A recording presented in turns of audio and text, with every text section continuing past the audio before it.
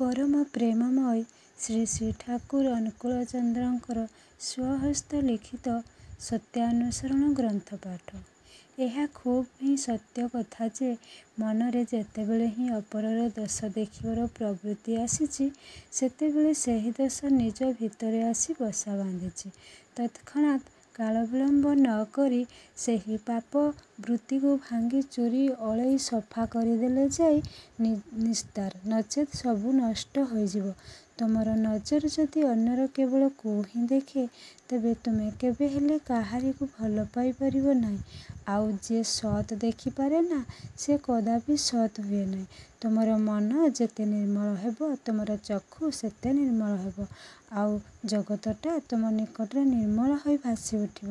ତୁମେ ଯାହା ହିଁ ଦେଖ ନା କାହିଁକି, ଅନ୍ତରର ସହିତ ସର୍ବାଗ୍ରେ ତା'ର ଭଲ ଟିକକ ଦେଖିବାକୁ ଚେଷ୍ଟା କର। ଆଉ ଏହି ଅଭ୍ୟାସ ତୁମେ ମଜ୍ଜାଗତ କରି ପକାଅ। ତୁମର ଭାଷା ଯଦି କୁତ୍ସା କଳଙ୍କ ଜଡ଼ିତ ହୋଇଥାଏ, ଅପରର ସୁଖ୍ୟାତି କରି ନ ପାରେ, ତେବେ ଯେପରି କାହାରି ପ୍ରତି କୌଣସି ମତାମତ ପ୍ରକାଶ ନ କରେ।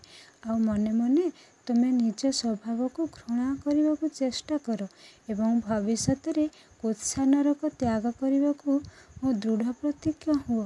ପରନିନ୍ଦା କରିବା ମାନେ ହିଁ ପରର ଦୋଷ ଗୁଡ଼ାଇ ନେଇ ନିଜେ କଳଙ୍କିତ ହେବା, ଆଉ ପରର ସୁଖ୍ୟାତି କରିବାର ଅଭ୍ୟାସ ଦ୍ୱାରା ନିଜର ସ୍ୱଭାବ ଅଜ୍ଞାତସାରରେ ଭଲ ହୋଇପଡ଼େ। ତା ବୋଲି କୌଣସି ସ୍ୱାର୍ଥବୁଦ୍ଧି ନେଇ ଅନ୍ୟର ସୁଖ୍ୟାତି